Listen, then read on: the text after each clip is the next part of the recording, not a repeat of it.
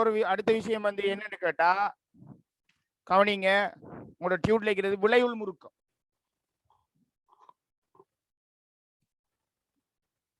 நீங்க நான் தாரதான் சிலபஸ்ல இருக்கிறது. நான் இல்ல நீங்க கேட்கறது எல்லாம் சிலபஸ்ல இல்ல சில விஷயங்கள். அதனால ஜெலில் சார் தரலாட்டி அது அவுட் ஆஃப் சிலபஸ் நினைச்சுக்கொள்ளுங்க. நான் சிலர நோட்ஸ்களை பார்க்கிறேன், அவங்களோட வந்து எங்கேயோ இருக்கிறதெல்லாம் கொண்டு வந்து டெக்னாலஜி ஸ்டூடெண்ட்ஸ் இருக்கிற எஸ்எஃப்டிக்கு கொடுக்குறாங்க.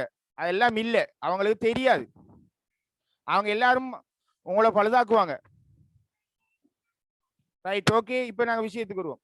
இந்த விளைவுள் முறுக்கங்கிற ஒரு விஷயத்தை பார்க்கலாம். அது சிம்பிள் விஷயம் உண்டு. விளைவுள் முறுக்கம்ங்கிறது இந்தியாவில் இருக்கிற ஒரு T1ங்கிற விஷயம் கொடுத்து இந்தியாவில் ஒரு T2ங்கிற விஷயம் கொடுத்தா இந்த அச்சு பற்றி இங்க பாருங்க, உங்களுக்கு ஒரு சிம்பிளா வழங்கப்படுத்துறேன் பாருங்க. விசை வந்து எங்களுக்கு எப்படி இருக்குன்னா இந்த திசையில் இருக்குது. ஆவே இங்க பாருங்க, முறுக்கம் இந்த திசையில் இருக்குது. இங்க பாருங்க, விசை கையை உங்களோட வலது கையை எடுங்க. இப்படி எடுத்தா விசை கீழ் நோக்கி இருக்கு, முறுக்கம் இங்க இருக்கு. இங்க பாருங்க, இப்ப இங்க விசை எடுத்தீங்கன்னு சொன்னா உங்களோட அதே கை எடுத்தீங்கன்னு சொன்னா விசை கீழ் நோக்கி இருக்கு, முறுக்கம் எந்த திசையில் இருக்கு? உள்நோக்கி இருக்கா இல்லையா? கதைக்கிற விளங்குதா உங்களுக்கு? Hello, everybody clear? Very simply I can tell you. இங்க பாருங்க, இது ஆறுங்கிறதால இந்த முறுக்கம் இது இந்தியால திசையில, இதையும் இது இந்தியால திசையில இருக்குது. அதனால நான் சொல்றேன், முறுக்கம் எங்க இருக்குன்னு கேட்டா விசை எந்த திசையில் எடுத்தா இந்த பெருவரல் வந்து முறுக்கத்திர திசை அறிக்கும். இது வழி நோக்கி. இதுக்கு வந்து எங்களுக்கு விசை வந்து மாறி நீங்க எடுத்தீங்கன்னு சொன்னா விசை வந்து கீழ் நோக்கி இருக்குது. இங்க பாருங்க, முறுக்கம் எங்க அழைக்குது பாருங்க, இந்த உள் நோக்கி போகுது. ஆகவே எதிரெதிர் திசையில் இருக்கிறதால உங்களோட விசையில T1 பெரிது T2 இருந்தா T1 தர R தூரமா இருந்தா கேபிட்டல் R எடுத்துக்கிறோம், மைனஸ் T2R அரிக்கும் விளைவுள் முறுக்கம். விளைவுள் முறுக்கம் டோ இஸ் ஈக்குவல் டு என்ன வரைக்கும் எங்களுக்கு T1 தர R T2 தர R அரிக்கும். அது எதுக்கு சமன் கேட்டா I அல்பாக்கு சமனாய்க்கும். வட்டத்தட்டா இருந்தா T1 minus T1R minus T2R சமன் ஐக்கு பதிலா half கேபிட்டல் MR வர்க்கம் அல்பா வரைக்கும். இந்த விஷயம் விளங்குதா உங்களுக்கு எல்லாருக்கும்? விஷயம் விளங்குதா? திரும்ப விளங்கப்படுத்துவா. இப்ப ஒரு கப்பியை நினைச்சு கொள்ளுங்க. இந்தியால ஒரு விஷயம் தொழிற்படுது, கப்பிய இந்தியால ஒரு விஷயம் தொழிற்படுது. ஆனா பெரிய விஷயம் பக்கம் தானே திரும்பும். கிளியர் ஆகுதா உங்களுக்கு? எல்லாருக்கும் கிளியர் ஆகுதா? ப்ளீஸ் எஸ் போடுங்க, பாய்ஸ் அண்ட் கேர்ள்ஸ்.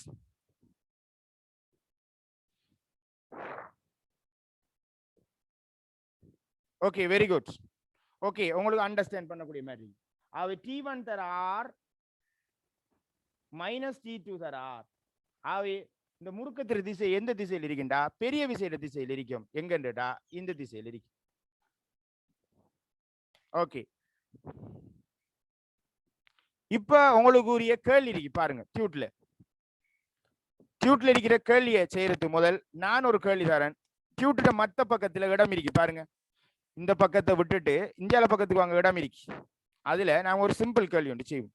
முதல் அதை நீங்க செய்துட்டு இந்த கேள்விக்கு வாங்க. கவனிங்க.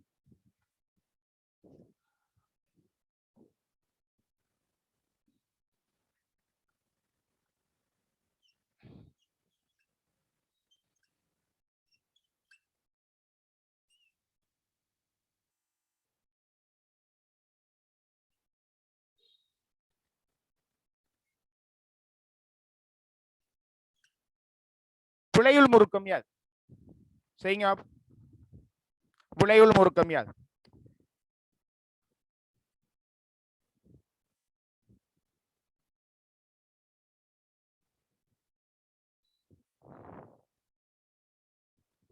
சரி, விளையுள் முறுக்கம் எப்படி சமனாய்க்கும்? 15 தர 20 சென்டிமீட்டர்ண்டா 0.2 மைனஸ் 5 தர 0.2 15 2 3 5.2 1 2 நியூட்டன் மீட்டர். முறுக்கத்திர திசை எதுன்னு கேட்டா எங்க இருக்கும்? இந்த திசையில் இருக்கும். அதாவது வெளிநோக்கி இருக்கும். முறுக்கத்திர திசை கேட்டா எப்படி காண்ற? தாளுக்கு வெளியே. எப்படி காண்றன்னு சொல்லி தந்தீங்க. விசையே 5 விரல், பெருவிரல். கிளியர்? இப்ப நான் செய்து காட்டுறேன். படத்தில் உள்ளவாறு கப்பி ஒன்றில் விசைகள் தாக்குகிறது. கப்பி தட்டின் திணிவு 2 கிலோகிராம் 6.4 சென்டிமீட்டர். விளையுள் முறுக்கம் கேட்கிறாரு. So கப்பிட 6 சந்திக்கிறாரு 4 centimetre. கப்பிட இதுல தொழிற்படுற விசை வந்து 20 நியூட்டன், இதுல 30 நியூட்டன். ஆக உங்களுக்கு தெரியும் இது இந்த திசையில தான் போகுது. இந்த திசையில போனா எங்களுக்கு விசை வந்து கையை நீங்க மாத்தி வச்சீங்கன்னு சொன்னா இந்த திசையில போனா உள்நோக்கி இருக்க போகுது. ஆகவே இப்ப கவனிங்க, விளைவுள் முறுக்கத்தை நாம காணப்புறோம். 30 தர உள்நோக்கி இருக்க போதுக்கு உள்நோக்கி இப்படி போடுறது, வெளிநோக்கிக்கு வட்டத்துக்குள்ள டொட் வைக்கிறது. காந்தத்திலையும் படிச்சிருப்பீங்க. உள்நோக்கிண்டா கிராஸ் போடுறது, வெளிநோக்கிண்டா டொட் வைக்கிறது தெரியும் உங்களுக்கு. ஆகவே இதுக்கு உள்நோக்கி, இதுக்கு வெளிநோக்கி. உள்நோக்கி தான் பெருசுங்கிறதால 30 தர 0.04 சென்டிமீட்டரை மீட்டருக்கு மாத்திரம் மைனஸ் 20 தர 0.04. இதை சுருக்கினீங்கன்னு சொன்னா 1. உங்களுக்கு வரப்போகுது 30 தர 0.04 பெருக்கினீங்கன்னு சொன்னா 0.4 1.2. இதை பெருக்கினீங்கடா 0.8 0.8. இதை பெருக்கினீங்கடா 0.4 நியூட்டன் மீட்டர். இந்த ஆன்சர் எடுத்தீங்களா? இந்த ஆன்சர் எடுத்தீங்களா? தட்டின் சடத்து திருப்பத்தை நம்ம எப்படி காண்ற? வாய்ப்பாடு half mr வர்க்கம். half m வந்து துணிவு தந்திக்கிறாரு 2 கிலோகிராம், ஆர வந்து 0.04 வர்க்கம்.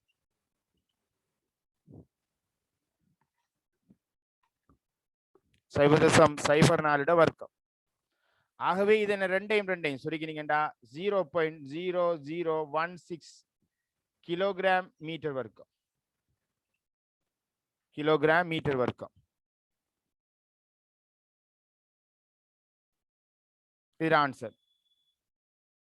கப்பி தட்டுன்னு சொல்லிக்கிறாரு. ஆகவே half mr வர்க்கம் போடுறோம். கப்பி ஓய்விலிருந்து சுழலின் கோண ஆறுமுடுகள் கேட்கிறார். ஓய்விலிருந்து சுழலுது, கோண ஆறுமுடுகள் கேட்கிறார். To is equal to I alpha FR. இந்த FRக்கு போடுறது விளைவுள் முறுக்கத்தை போடணும் 0.4.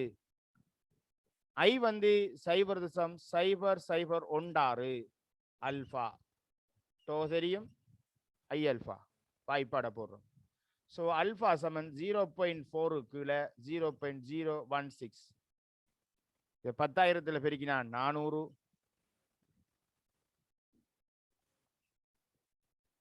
சாரி 4000 கீழே 16. இதை நீங்க சுருக்கினீங்கன்னு சொன்னா உங்களுக்கு எத்தனை வருது? 250 ரேட் செகண்ட் மைனஸ் 2 வருதா?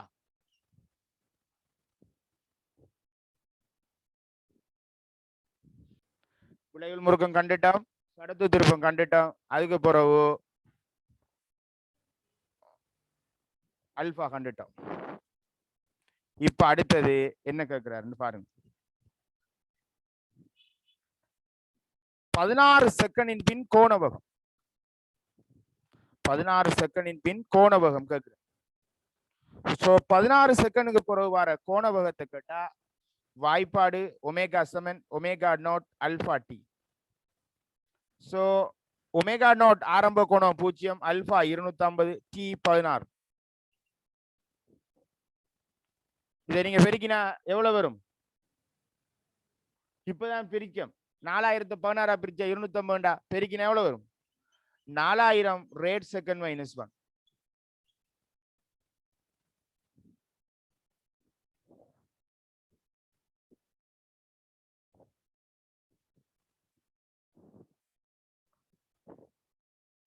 சரி, இப்ப அடுத்த கேள்வி என்ன கேட்டிக்கார் பாருங்க. 16 செகண்டில் கப்பி ஆக்கிய சுழற்சிகளின் எண்ணிக்கை. 16 செகண்ட்ல கப்பி ஆக்கின சுழற்சிகள் எண்ணிக்கையை கேட்டா நம்ம வாய்ப்பாடு படிச்சுக்கிறோம். தீட்டா சமன் ஒமேகா நாட் பிளஸ் ஒமேகா கீழே 2 தர டைம். ஆரம்பம் 0, 4000 கீழே 2 டைம் வந்து 16. இதை சுருக்கினீங்கன்னு சொன்னா 8. ஸோ தீட்டா சமன் 32,000 ரேட். சுழற்சிகளின் எண்ணிக்கையை கேட்டா என் சமன் தீட்டாவுக்கு என் பை 2π. தீட்டா வந்து 32,000 கீழே 2 தர 3. இதை சுருக்கினீங்கன்னு சொன்னா உங்களுக்கு 6. இதை சுருக்கினா 16,000 3 பிரிச்சா 5,333 வருமா? 3 3 சுழற்சிகள்.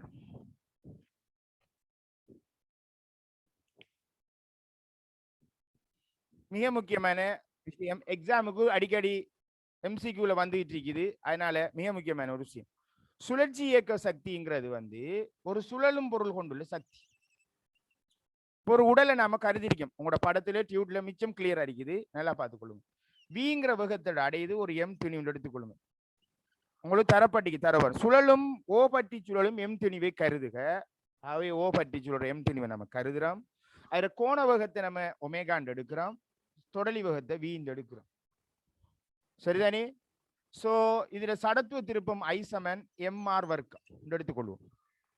இதுல சக்தி வந்து half mv வரும். இந்த இடத்துல இருக்கிற தொடலி திசை வழி வேகத்தை வச்சு சக்தி எடுத்தா half mv வர்க்கம். இந்த half m இந்த v வர்க்கத்துக்கு பதிலா நான் படிச்சிருக்கேன் v சமன் r ஒமேகா. ஆரம்பத்திலே படிச்சிருக்கேன் சுழற்சி இயக்கத்துல. சோ v வர்க்கம் சமன் r வர்க்கம் ஒமேகா வர்க்கம். இதை கொண்டு போய் நீங்க பிரதிட்டா r வர்க்கம் ஒமேகா வர்க்கம், அதாவது half mr வர்க்கம் ஒமேகா வர்க்கம். ஆகவே half mr வர்க்கத்துக்கு பதிலா நீங்க போடலாம் i வர்க்கம். சோ சுழற்சி இயக்க சக்தி எதுக்கு சமன்டா half i ஒமேகா வர்க்கம். half i ஒமேகா வர்க்கம். இங்க பாருங்க, உங்களுக்கு அழகா நான் அங்க எழுதியிருக்கிறேன். ஓவர்டிச்சுல எம் தெரிவிக்கிறது கோணவகம் ஒமேகா, ஏக பரிமாணம் b, v சமன் r ஒமேகா. இதை வர்க்கிச்சு எழுதல பக்கத்தில் எழுதி கொள்ளுங்க, அல்லது பிக்கு பதிலா r ஒமேகா போட்டு வர்க்கிச்சு பற்றி ரெண்டும் ஒன்றுதான். ஆகவே இப்ப பாத்தீங்கன்னு சொன்னா E is equal to E rotational energy, ER ன்னு சொல்றது எதுக்கு சமன்டா half i ஒமேகா வர்க்கத்துக்கு சமனாகும். விளங்கிட்டா எல்லாருக்கும்? எல்லாருக்கும் விளங்குதா? ஒரு கால்பந்து ஒரு கோணவகத்துடன் சுழல், அது 28 ரேட் செகண்ட் கோணவகத்துடன் சுழல்கிறது. அதன் சடத்துவ திருப்பம் 2 கிலோகிராம் மீட்டர் வர்க்கம். அதன் சுழற்சி இயக்க சக்தி எக்ககிராம். சுழற்சி இயக்க சக்தி சக்தின்னு சொன்னா அதுல அலகு ஜூல். நோட்ஸ்லயும் எழுதிக்கிறேன், பார்த்துக்கொள்ளுங்க. சுழற்சி இயக்க சக்தி அலகு வந்து ஜூல். ஸோ சிம்பிளா நீங்க விடைய போடலாம் நினைக்கிறேன். அது எதுக்கு சமனாகும் கேட்டா half i ஒமேகா வர்க்கத்துக்கு சமனாகும். half i வந்து எங்களுக்கு 2 28 வர்க்கம். half i ஒமேகா வர்க்கம், half i ஒமேகா வர்க்கம், ஒமேகா வர்க்கம் 28 வர்க்கம். சோ இதை நீங்க சுருக்கினா 2 2 போனா 28 வர்க்கம் எவ்வளவு? 784 ஜூல் வருதா? சரியா வருமா?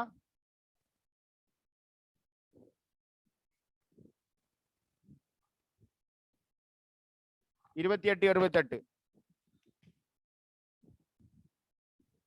கவனிங்க.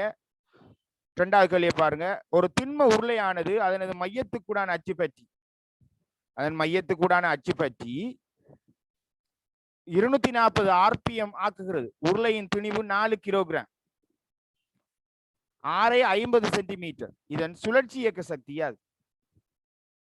ஓகே, கேள்விக்கு வருவோம். ஒரு தனது மையத்துக்குட 240 RPM. அப்ப ஒமேகா காணலாம். ஒமேகா சமன் தீட்டாவுக்குள்ள டி. 240 RPM 240 2π கீழே 60.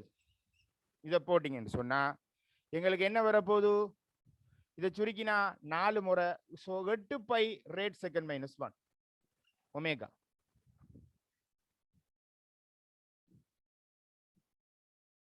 இப்போ ஒமேகா கண்டாச்சு. சடத்து திருப்பம் வட்டத்தட்டுங்க திண்ம உருளைங்கிறதால அது சடத்து திருப்பம் half mr வர்க்கம் படிச்சிருக்கிறோம். எல்லாம் உங்களுக்கு கையில் இருக்கு நோட்ஸ். இப்ப எல்லாம் உங்களுக்கு பெர்ஃபெக்டா இருக்குது. ஸோ half mr வர்க்கம் half m வந்து உங்களுக்கு தந்திக்கு 4 6 வந்து தசம் 5 50 சென்டிமீட்டர்டா அதிர வர்க்கம் சுருக்கினா 2 தசம் 5 வர்க்கம் 0.25 ஆகவே 0.5 கிலோகிராம் மீட்டர் வர்க்கம். சுழற்சி இயக்க சக்தி என்ன வரும் கேட்டா half I omega square half I 8 pi தசம் 5 8 பை த முழுவதின் வர்க்கம். சோ தசம் 5க்கு கீழே 2 8 64 பை வர்க்கம். இதை சுருக்கினீங்கடா 32 தசம் 5 16 பை வர்க்கம் ஜூல்.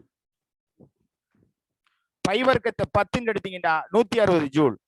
அல்லது பை வர்க்கத்துக்கு 22 நீங்கள் 7 போட்டு வர்க்கிச்சு 16 பெருக்கினீங்கடா இன்னும் ஒரு ஆன்சர் உங்களுக்கு வரும். அண்டர்ஸ்டாண்ட் பண்ணக்கூடிய மாதிரி இருக்குதா? half I ஒமேகா வர்க்கம் ஐக்கு பதிலா அரை தர 4 தர கிலோகிராம் தசம் 5 வர்க்கம் தசம் 25. இதை சுருக்கினா 2 தசம் 25 க்கு தசம் 5 half I. இதை சுருக்கினா 240 RPM 240 தர 2 பைக்குல 60. ஸோ ஒமேகா வந்து எவ்வளோன்னு கேட்டா 8 pi rad second minus 1 half I omega வர்க்கம் half தர 0.5 8 பை முழுவதின் வர்க்கம் 8 வர்க்கம் 64 பை வர்க்கம். பை சமன் 3 தெரல தெராம போடாதீங்க. தந்திரிக்கா பை சமன் 3 தெரலி தெராம போடப்படாது. ஆவே சுருக்கினா 16 பை வர்க்கம் ஜூல் வருது. பைக்கு நீங்க 3 போட்டா 9 ஆவே 144 வரும் ஜூல். ஓகே, இப்போ உங்களுக்கு விளங்குதா எல்லாருக்கும்?